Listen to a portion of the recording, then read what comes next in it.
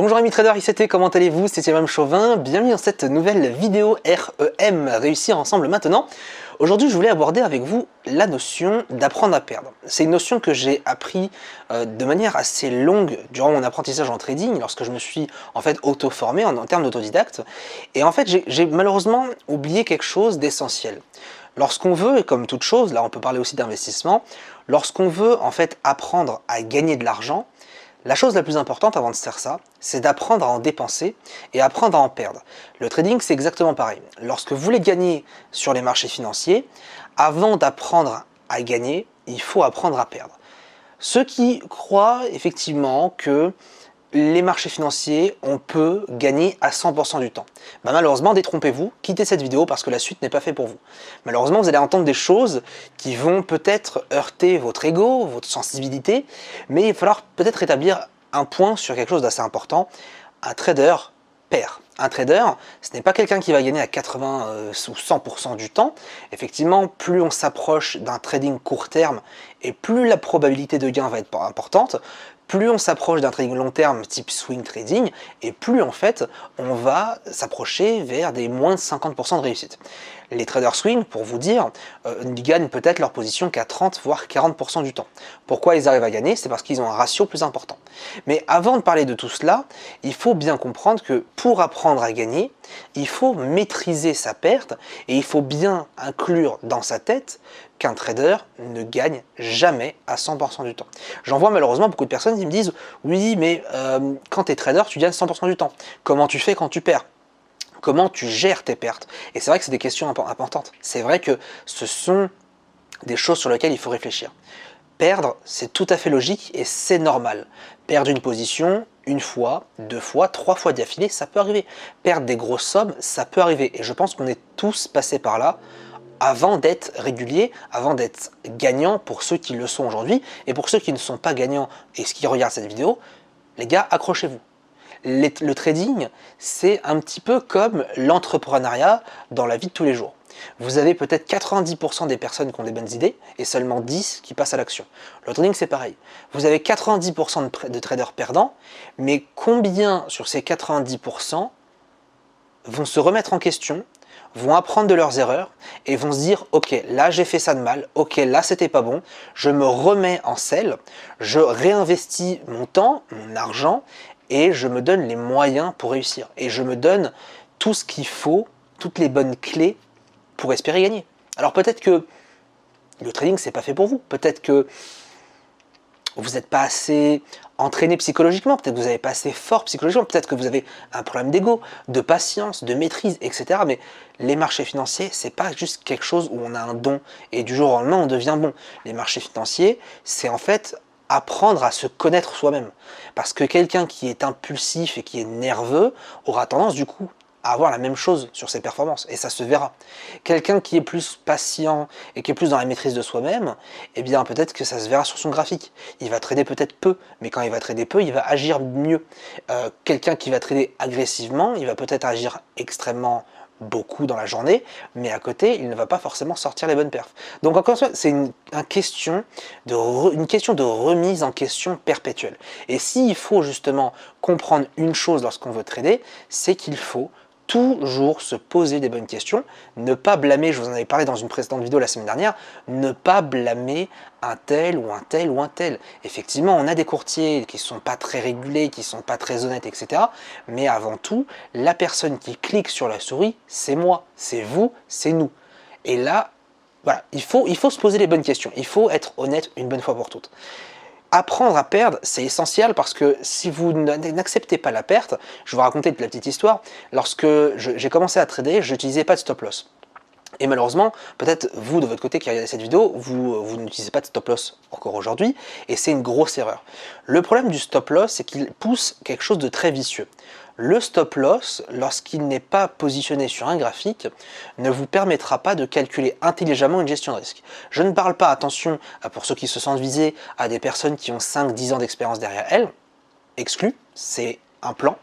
Je parle des débutants qui, et je suis passé par là, lorsqu'ils positionnent un stop loss, vont avoir tendance à le baisser un peu, baisser un peu, encore et encore et encore, et on se retrouve au final avec une position qui fait 5-6 fois la perte initiale, et pour le coup on n'avait pas signé pour ça.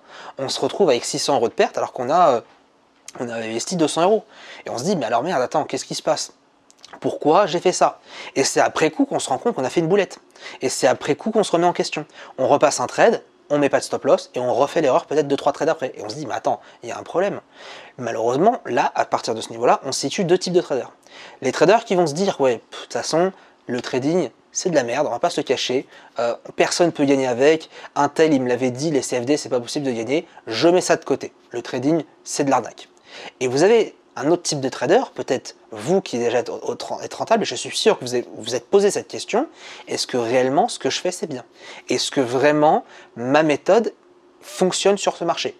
Qu'est-ce que je fais? Peut-être que je devrais changer de marché, peut-être que je devrais revoir ma méthode, peut-être que je n'ai pas le bon timing, peut-être qu'il manque quelque chose à ma méthode, peut-être que moi j'ai quelque chose qui manque psychologiquement pour pouvoir continuer sur les marchés, etc., etc.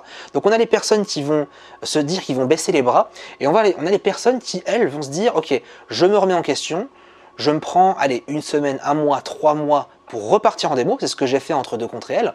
Entre deux contre réels, je suis reparti en démonstration, et je me suis dit, bon, il y a clairement quelque chose qui ne va pas.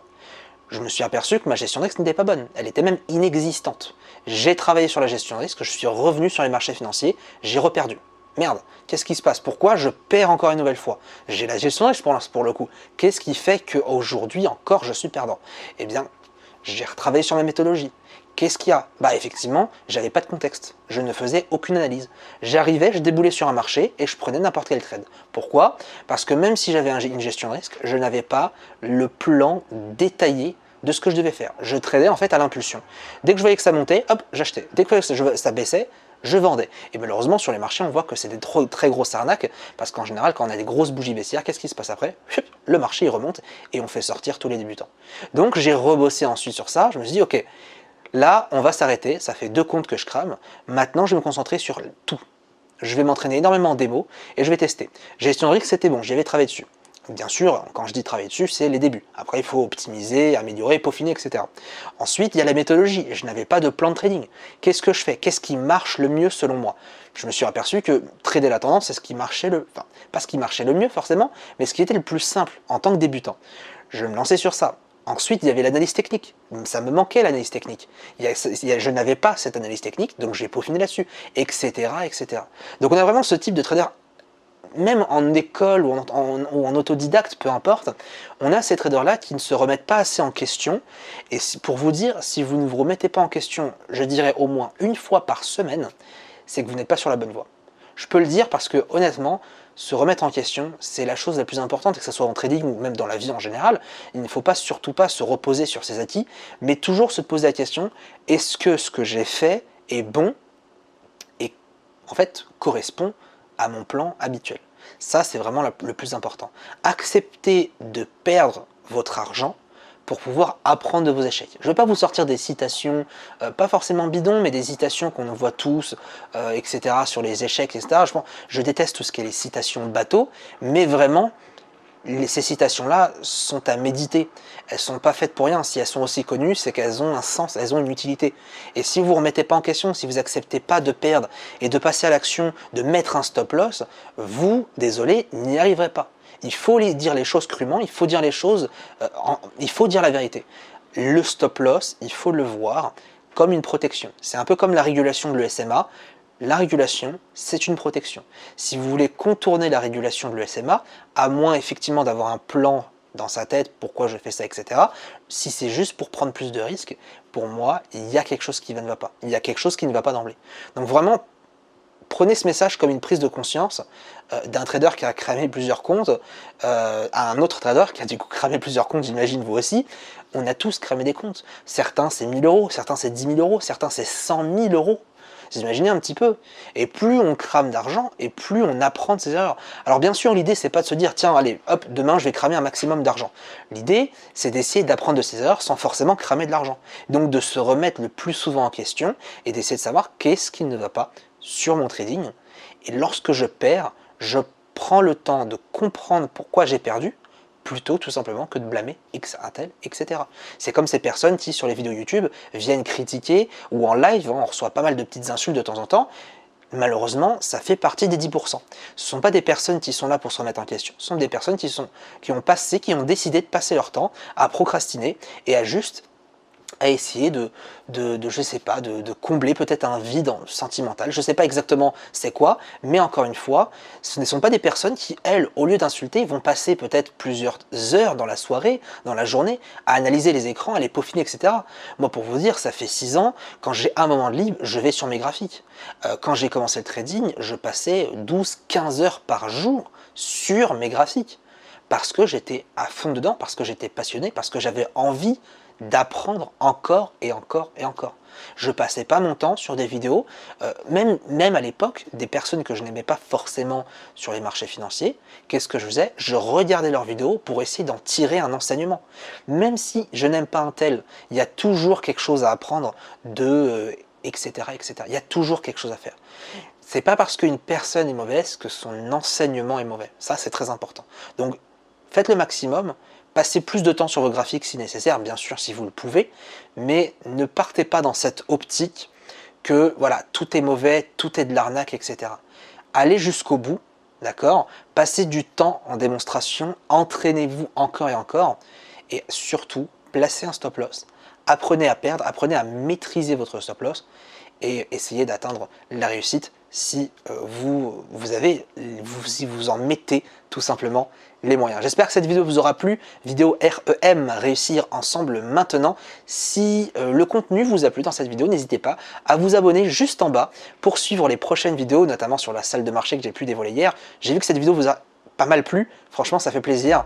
Je vous tiendrai bien sûr au courant, vous pouvez aller faire un petit tour sur la page Facebook. Très bonne journée à tous et à demain.